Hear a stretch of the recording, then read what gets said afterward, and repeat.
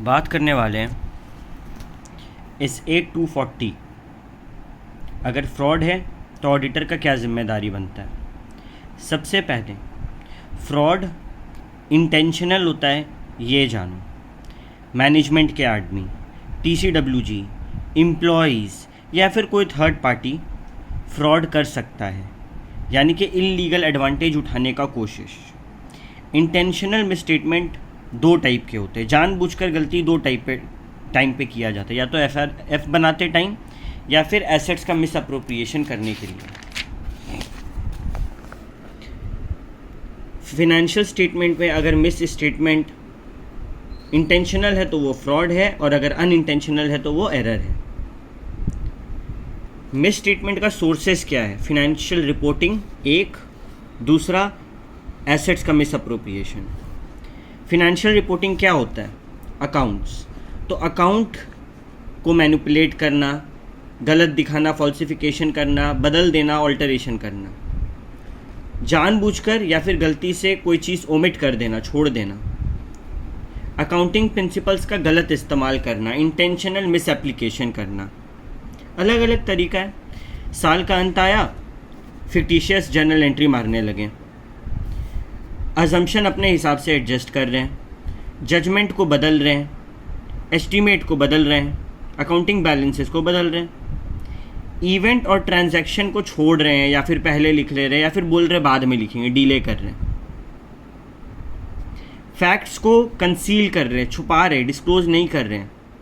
ऐसा फैक्ट्स जो financial statement को अफेक्ट करता है। कम्प्लेक्स ट्रांजैक्शन में आ रहे हैं ताकि हम फिनेंशियल पोजीशन को मिस रिप्रेजेंट करें, कुछ और दिखा सकें।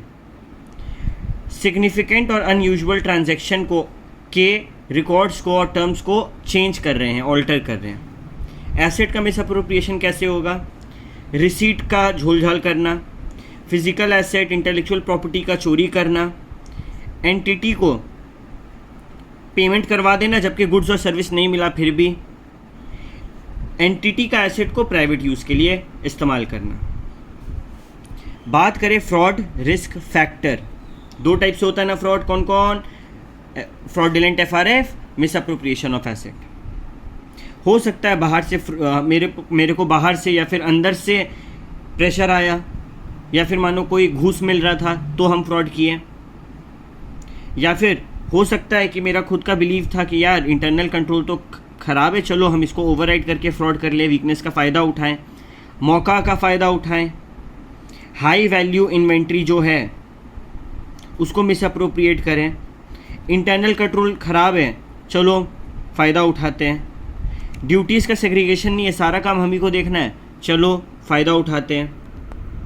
इंडिविजुअल्स के कभी कभी एटीट्यूड और कैरेक्टर के ऊपर भी हम लोग को ध्यान रखना होता है। ये सारे रीजंस हैं, ये सारे फैक्टर्स हैं कि फ्रॉड का रिस्क होता है।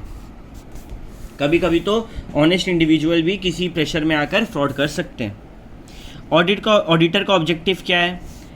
मटेरियल मिसस्टेटमेंट के रिस्क को आइडेंटिफाई करना और एसेस करना, SAAE ऑब्टेन करना कि जो मिसस्टेटमेंट है वो फ्रॉड के द्वारा है कि नहीं, और उनको अच्छे से रिस्पॉन्ड करना। बात करते हैं ऑडिटर का रिस्पॉन्सिबिलिटी के बारे में कि किसका रिस्पॉन्सिबिलिटी है फ्रॉड को प्रिवेंट करना और डिटेक्ट करना।